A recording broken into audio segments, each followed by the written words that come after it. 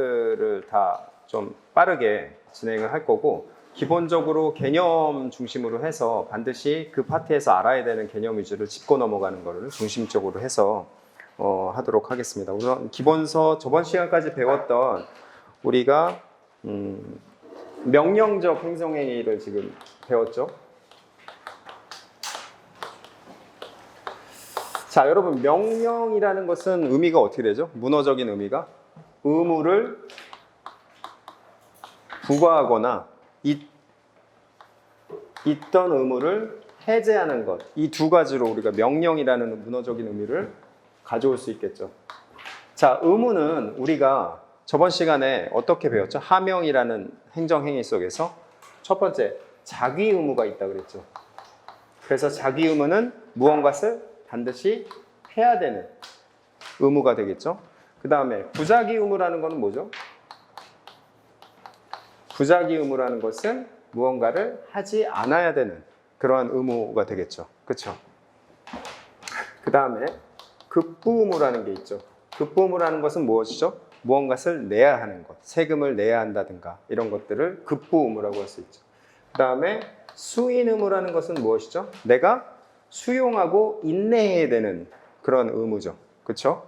그래서 여러분에게 어떠한 과징금이 나간다든가 아니면 과태료가 나간다든가 할 때 그것을 받아들이고 인내하는 것, 그러한 것을 해야 하는 의무를 우리는 수인 의무라고 배웠죠. 그러면 이러한 것들을 부과된 의무를 다시 해제할 수가 있죠. 이것도 뭐죠? 결국에는 명령이죠.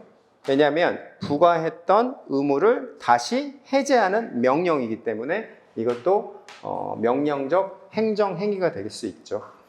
근데 자기 의무를 부과했다가 그 다음에 그것을 해제한다 그럴 때에는 우리는 이것을 면제라고 하는 거죠. 그렇죠? 그 다음에 부자기 의무를 부과했다가 다시 그것을 해제시켜주는 것. 우리가 어디서 많이 들어본 것 같죠, 여러분? 그렇죠? 우리가 원래 우리의 자연적인 그러한 권리, 원래 자연적인 자유, 그것을 국가가 어떠한 공공의 질서나 안녕을 위해서 제한한 거죠. 그게 뭐죠? 그 자체가 부자기 의무를 부과한 것이죠. 그 이후에 어떠한 요건을 충족하면 그때 다시 그 부자기 의무를 풀어주는 거죠. 이걸 뭐라고 배웠죠, 우리가? 허가. 그렇죠? 이거를 우리는 허가라고 한다. 그러면 부자기 의무에 대한 요건 충족 시에 우리는 이것을 허가라고 한다라는 거죠. 그러면 나머지는 다 여기서는 면제가 되는 거죠.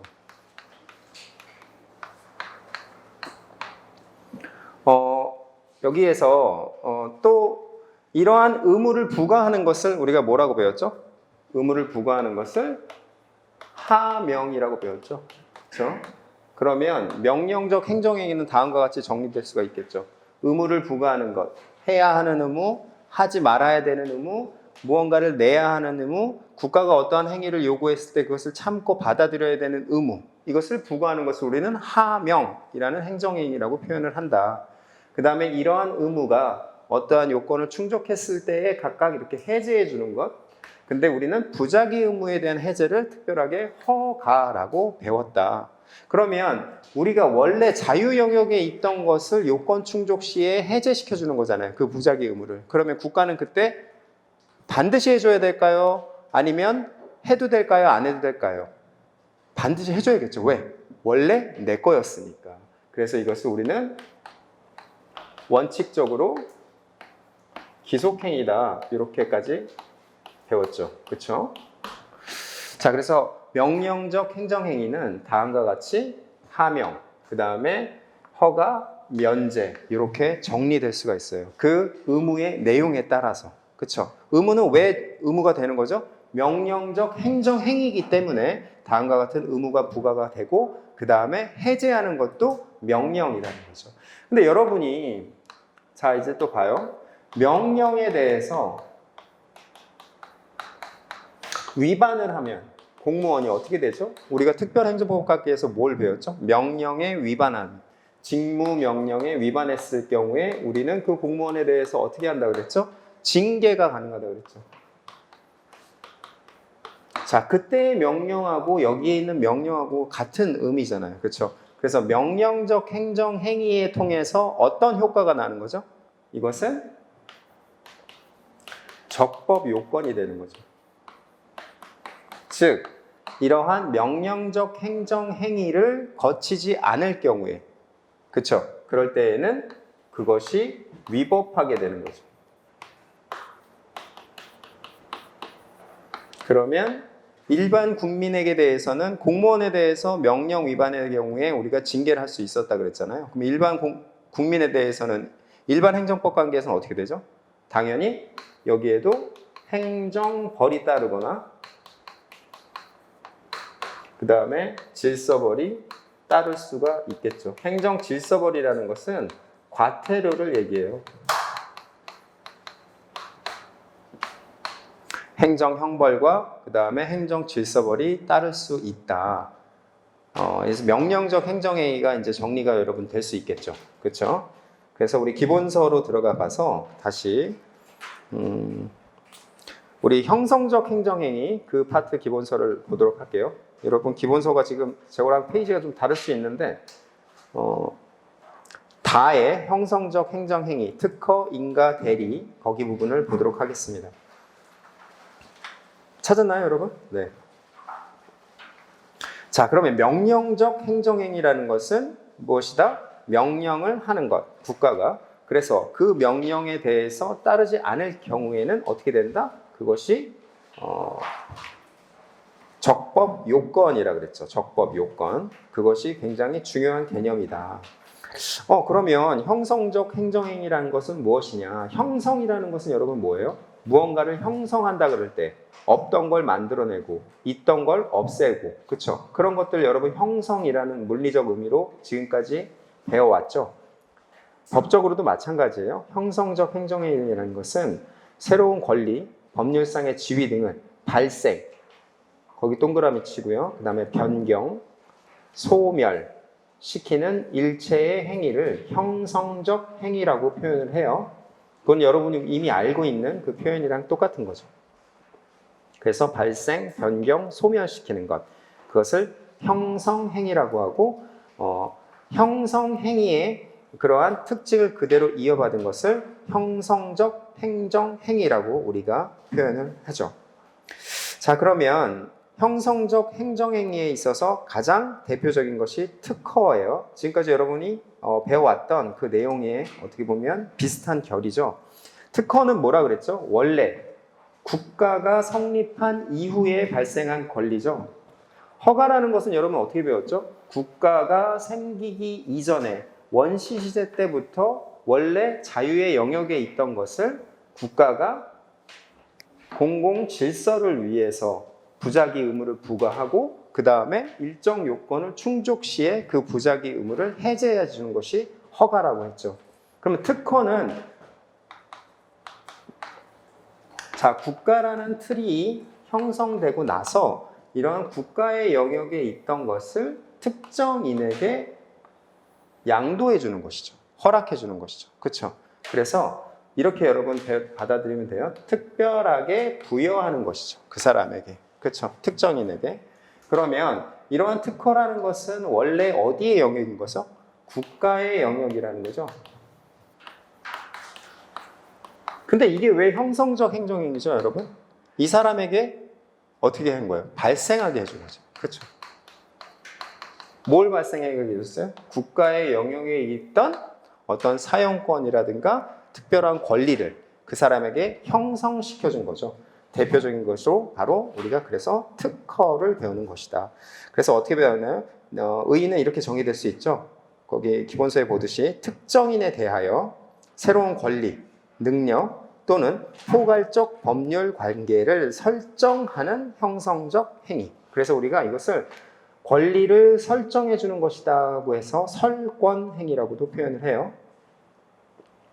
여러분 이제 앞으로 한문이 많이 나오면 한문이 그 법 표현에 있어서는 압축되어 있는 표현이잖아요. 그러면 그거를 길게 늘렸을 때 어떻게 되는지를 되짚어 보면 그 의미가 여러분에게 좀 와닿을 수 있어요. 그래서 권리를 설정해 주는 설권 행위 이렇게 그러면 속에 기억을 하면 되겠습니다. 그러면 우리가 허가와 특허에 대한 구분은 지금까지 꾸준히 해왔는데 여기에 있는 표를 통해서 한번 구분 개념을 보도록 하죠. 개념은 어떻죠? 허가는 자연권의 회복이죠. 그 다음에 원래 자유의 영역이었던 거기 때문에 영원히 그것을 묶어둘 수는 없죠. 그래서 잠정적 금지죠. 그 다음에 상대적 금지는 왜 상대적 금지 해제라고 그때 배웠죠? 상대적인 것은 예를 들어서 어떠한 사람을 죽이는 것을 허가한다. 이건 말이 안 되죠. 그건 뭐죠? 절대적으로 금지가 되는 거죠. 그러니까 자유의 영역 중에서도 절대적으로 금지가 되지 않는 그러한 자유의 영역에 대하여 상대적으로 금지를 해제해 주는 거죠. 그래서 상대적 금지 해제 이렇게 배웠죠. 그 다음에 일반적 금지 해제라는 것은 왜 그런 거죠? 원래 누구나에게 자유의 영역에 있었기 때문에 어떠한 특정인을 염두에 두지 않고 일반적으로 해제를 해주는 거죠. 그래서 일반적 금지 해제 이렇게까지도 배웠죠. 그래서 잠정적 금지의 해제가 허가다. 특허는 아까 설권행위라 그랬죠. 그래서 새로운 권리를 발생시켜주는 것이다. 법적 성질은 어떻죠? 허가라는 것은 원래 부과된 의무가 뭐죠? 부작위 의무가 부과가 됐죠. 근데 그것을 해제해주는 명령이죠. 그래서 명령적 행정행위에 이제 되죠. 그리고 기속행위는 왜 기속행위일까요? 아까 얘기했지만 원래 누구의 영역? 우리의 영역, 우리의 원래 자유의 영역에 있던 것이기 때문에 당연히 돌려주는 것도 반드시 요건만 충족되면 돌려줘야 되는 거죠. 그래서 기속행위죠. 특허는 형성적 행위죠. 왜? 국가의 영역에 있던 것을 발생시켜서서 그 사람에게만 사용권을 부여한 것이기 때문에 형성적 행위죠. 왜 재량행위일까요? 원래 국가 거기 때문에 국가가 주고 말고를 결정할 수 있는 권리가 있죠. 자, 상대방은 어떨까요? 허가라는 것은 특정인하고 불특정인 이렇게 돼 있어요. 왜 불특정인이 있다 그랬죠? 그때 통행 금지 무조건 외우라 그랬죠? 그래서 일반적으로 특정인에게 하는 경우가 대다수이지만 통행 금지와 같이 어떠한 특정인을 염두에 두지 않은 경우도 있다라고 배웠죠. 근데 특허라는 것은 아까 우리가 이거를 풀었을 때 어떻게 했죠? 특별히 그 사람에게 국가의 영역을 주는 거라 그랬죠. 그러면 어떻게 돼요? 특별히 그 사람이잖아요. 그래서 불특정인이라는 것은 특허의 어떠한 정의 요건에 비추어서 아예 성립할 수가 없죠. 자, 목적은 원래 허가는 원래 우리의 자유의 영역에 있었지만 어떤 목적에 의해서 부작위로 묶어뒀던 거죠?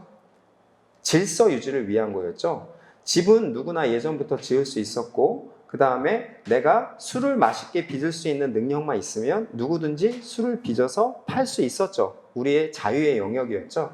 그러나 그것이 불량식품이거나 아니면 건축이 뭐 아무나 지을 수 있지만 그 건축물에 어떠한 잔해물을 통해서 어떤 사람이 다치는 경우도 발생한다는 거죠.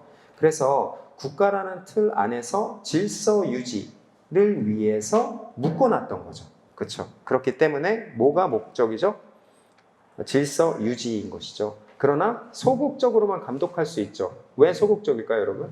원래 그 사람의 영역에 있던 것이고 국가가 질서 유지라는 자기의 이익을 위해서 소극적으로만 그것을 묶어둘 수가 있다라는 의미예요.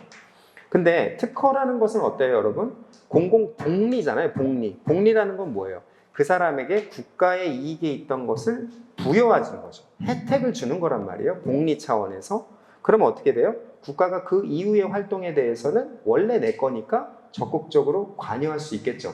그래서 적극적 감독이라는 표현이 따를 수가 있는 거예요. 신청은, 허가는 어떨까요, 여러분? 당연히 신청은 원래 요하겠죠. 근데 통행금지 해제 같은 경우 여러분 신청한 적 있어요? 없잖아요. 그래서 이러한 예외가 있다는 걸 알아두면 돼요. 자, 특허는 어떨까요, 여러분? 반드시 신청이 필요하겠죠. 그거는 왜 그럴까요? 특정인에게 부여하는 거라 그랬잖아요. 그러면 특정인에게 부여한다는 것은 특정인의 신청이 전제되어야 되기 때문이겠죠. 그렇기 때문에 반드시 신청이 필요하다. 그런데 이것도 예외는 있을 수 있어요, 여러분. 공기업법에 의해서 공기업이 설립되는 건 어때요? 원래 국가의 재산에 있던 분야인데 공기업이라는 설립이라는 목적을 위해서 국가의 부분을 이렇게 양도해서 그 기업에 대해서 특별한 권리를 부여하는 경우들이 있단 말이에요.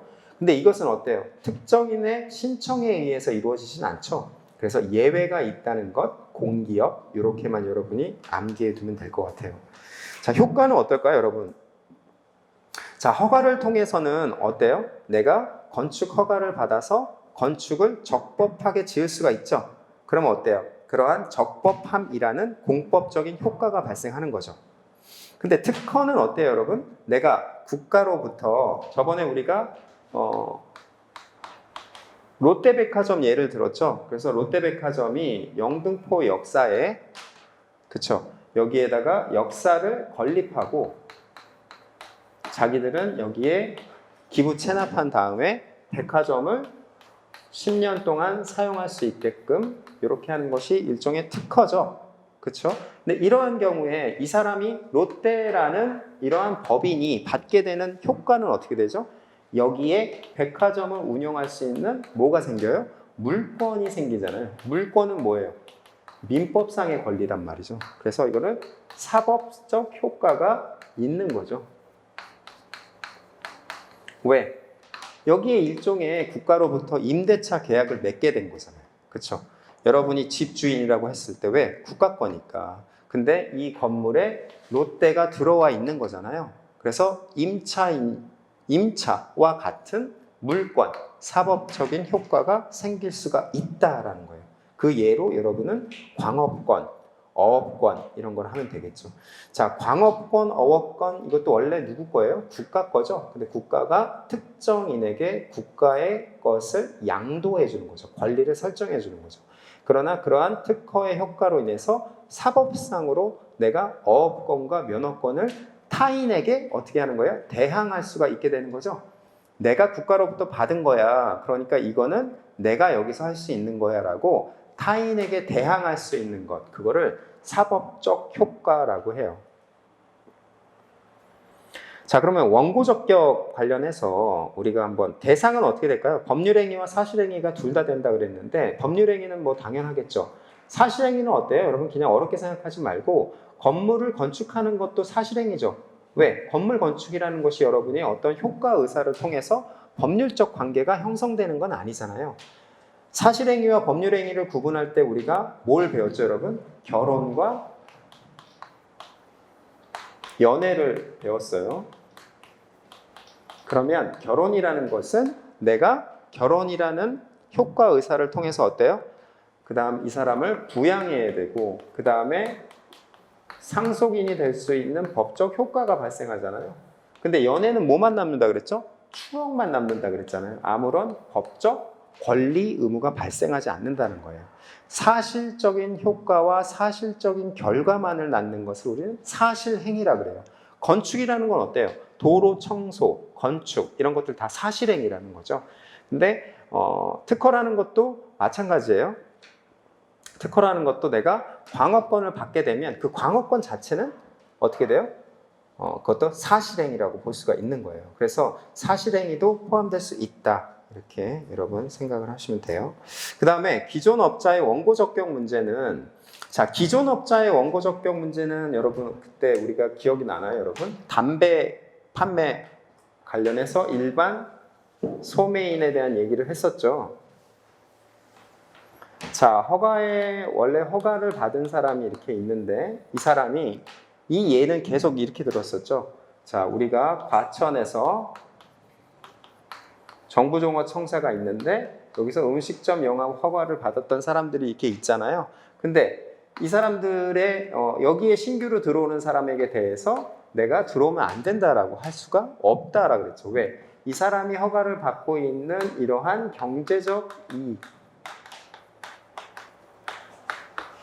또는 영업상의 이익이라는 것은 어떻다 그래요? 이 과천 정부종합청사가 세종으로 내려갔을 때 주장할 수 없는 거랑 똑같다 그랬죠. 그러면 여기에 있는 베이스가 떠날 때에도 주장할 수 없는 건데 신규로 누가 들어왔을 때 그래서 못 들어오게 한다는 것은 말이 안 되겠죠. 그래서 이거는 영업상, 경제상 이익에 불과하다 이렇게 표현을 해요. 이걸 우리가 뭐라고 배웠죠 그때? 법률상 이익과 반대되는 표현, 반사적 이익이라고 했어요.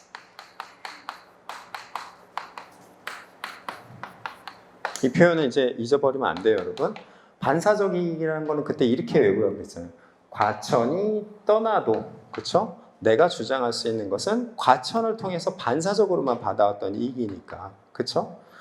그래서 이것은 반사적 이익에 불과하구나. 그래서 여기가 기존업자의 그것은 원칙적으로 부정된다고 표현한 거예요. 그러면 예외적으로 인정되는 경우라는 건 뭐가 있을까요?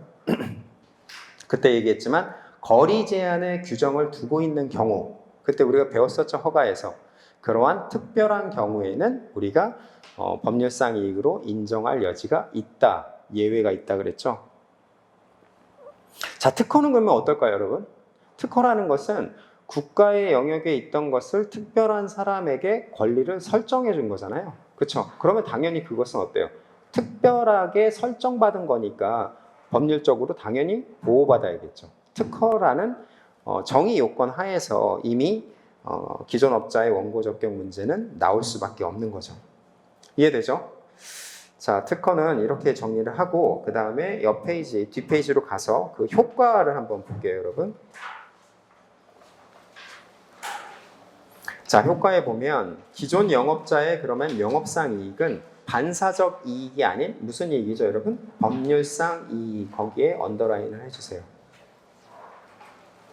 그러면 그 의미는 무엇일까요? 그 의미를 분설해 보면 그 사람이 특허를 통해서 영업을 하고 있는 그러한 이익 자체가 법률상 이익이기 때문에 법률적으로 보호를 받는다는 의미죠. 그렇죠? 법률적으로 보호를 받기 때문에 그 사람의 법률적 보호를 침해하는 후행 특허는 어떻게 될까요? 당연히 무효가 되겠죠. 그런 의미예요. 그 의미가.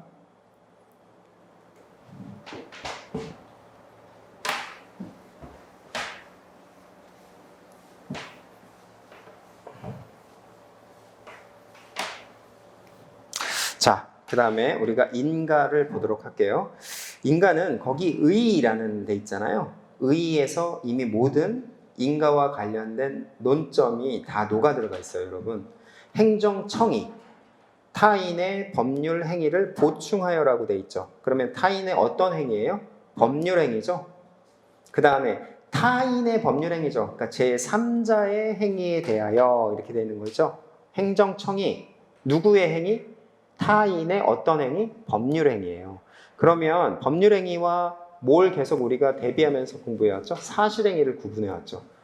그렇죠? 그러면 인가라는 것은 정의 요건 속에서 사실 행위 자체는 그 대상이 될 수 없다는 게 이미 그 요건 속에서 녹아 들어가 있는 거죠. 그 다음에 보충하여라고 돼 있죠. 그럼 보충한다는 것은 뭐예요? 기본 행위가 있고 그것을 종속되게 보충해 준다는 의미가 있잖아요.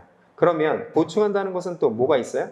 신청이 있으니까 보충을 해주겠죠. 신청을 당연히 전제로 하죠. 자, 그러면 이거는 또 어떤 거하고 대비가 될까요? 아까 허가에서는 신청을 전제로 하지 않는 경우가 있었죠. 그래서 그거와 대비해서 기본 개념 문제로 자주 나오니까 여러분이 기억을 해둬야 돼요. 자, 법률 효과를 완성시켜준다는 건 뭐예요? 기본 행위인 법률 행위를 어떻게 한다는 얘기죠?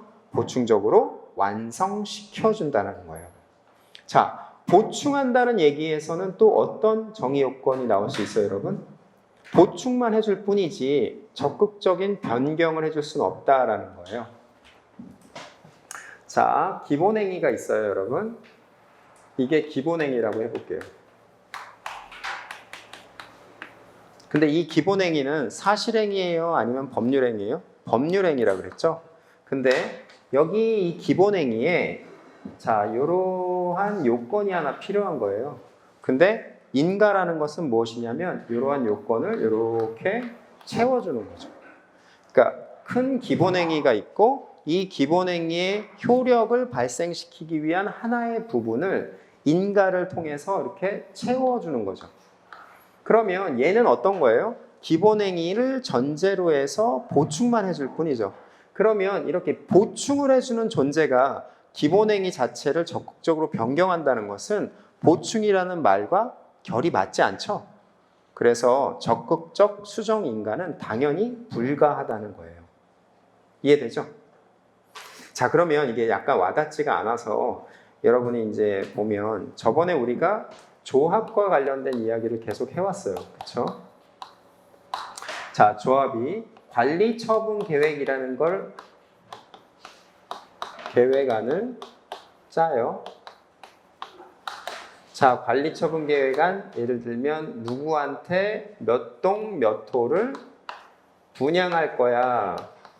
뭐 이러한 내용으로 하는 그러한 계획안을 짜면 어떻게 돼요? 원래 이 조합이라는 것이 어떻다 그랬죠? 행정 주체가 된다 그랬죠. 원래 어때요? 집에 어떠한 그러한 건설 공공주택이라는 것은 국가가 원래 관여를 해야 되는 영역인데 그것을 국가가 할 수 없으니까 이제 조합에게 위임해 준 거잖아요. 그래서 이 조합이 설립이 되면 어떻게 돼요? 이 건설이라는 국가의 영역을, 그쵸?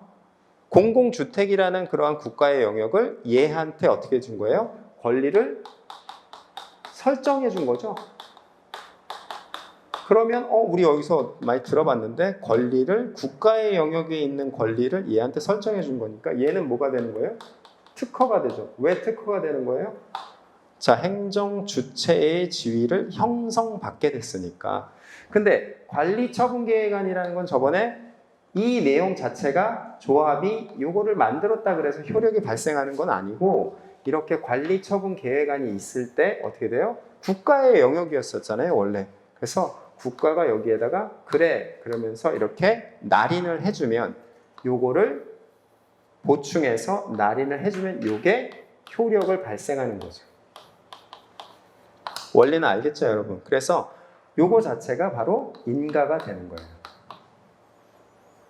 자, 요게 가장 기본이 되는 판례니까 거기 4번 판례 있죠? 조합이 수립한 관리 처분 계획에 대한 행정청의 인가는 보충 행위로서 강학상 인가에 해당한다. 이렇게 돼 있죠? 그 판례만 지금 보면 되고 나머지 판례는 여러분이 지금 이해할 수가 없어요. 그래서 심화 과정에서 다 알게 되기 때문에 우선은 인가의 개념을 파악할 수 있는 4번 판례만 우리가 기억을 해두면 돼요. 자, 강학상이라는 표현은 여러분 뭐냐면 학자들이 일컫는 이런 의미예요. 강학상.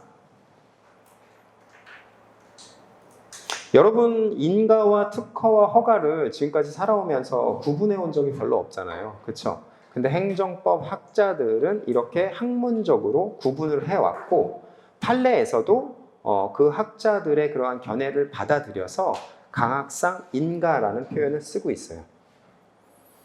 자, 성질을 한번 볼게요, 여러분. 사인의 기본 법률 행위의 효력을 완성시켜주는 보충적, 형성적 행위다. 이거는 그러면 선생님 왜 형성적 행위일까요? 그것을 어떻게 하는 거죠? 법률 행위의 효과를 발생시켜주니까 형성적 행정행위가 되겠죠. 효과를 발생시켜주니까. 그러면 인가가 없다는 건 뭐예요? 효과가 발생하지 않는 거죠. 그러면 이거는 인가는 적법 요건이에요? 아니면 효력 요건일까요? 당연히 효력 요건이 되는 거죠. 왜? 효과가 발생하지 않으니까. 그러니까 여러분이 이 기본 개념에 있는 문어적인 분석을 알면 사실은 세부적인 논점은 거기에 다 녹아 들어가 있는 거예요. 그래서 이 책에 보면 의의라고 돼 있는데 혹시 책 지금 없어요? 책. 그러니까 지금 그 내용 똑같죠? 그래서 그 가장 기본이 되는 개념을 올바르게 이해하고 분설해서 여러분의 어휘로 정리가 돼 있는 게 중요하다고 그랬죠? 자, 그 다음에 재량행위라고 돼 있는데 이것은 기본행위에 대해서 할 수 있는지 없는지에 따라서 좀 갈릴 수가 있는데 대부분이 재량행위다. 이 정도만 여러분이 지금은 파악하고 있으면 돼요. 뒤로 넘어가 볼게요. 자, 효과를 한번 볼게요, 여러분. 효과. 자, 인가는 법률 행위의 무슨 요건? 효력 발생 요건이죠. 허가는 무슨 요건이었죠? 적법 요건이었어요. 그렇죠? 국가의 어떠한 공공 안녕 질서를 위해서 부작위 의무를 부과하고 일정 요건을 충족 시에 그 부작위 의무를 해제해 주는 거죠. 그 이후에 적법한 행위가 되는 거니까 적법 요건이었죠. 인가는 어떻다? 이러한 기본행위가 있을 때에 기본행위의 요 부분을 보충해 줌으로써 전체적인 효과를 낳게 해주는 것이다. 그래서 효력 요건 이렇게 가장 중요한 거예요. 그러면 여러분 이 표현 속에서 기본행위라는 것은 어때요? 기본행위는 법률행위죠.